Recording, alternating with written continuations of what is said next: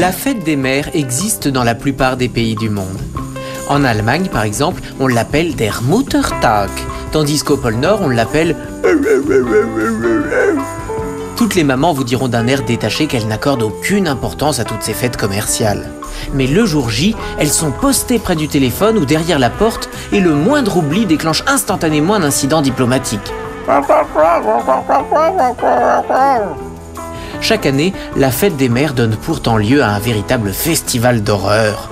Des hordes d'enfants obligent les mamans à porter des colliers de nouilles conçus avec le soutien logistique de l'éducation nationale. Depuis quelques années, le collier de nouilles cède sa place à des cadeaux bien plus élégants, comme le cendrier en capsule de bière ou la boîte de camembert sertie de grains de café. Cette boîte sera un écrin somptueux pour les boucles d'oreilles en pâte à sel que vous recevrez à coup sûr l'année prochaine. Le problème, c'est que personne n'a le courage de dire la vérité aux enfants. Depuis des années, on leur fait croire qu'un cadeau fait à la main est forcément un beau cadeau puisqu'il vient du cœur. Mais c'est complètement faux! Une maman préférerait un gros diamant ou une Rolls-Royce décapotable. Mais malheureusement, ça n'est pas possible car par définition, l'enfant est pauvre. Si vous êtes adolescent et que vous avez un peu d'argent, essayez d'être original. Offrez par exemple une consultation fiscale gratuite, un saut à l'élastique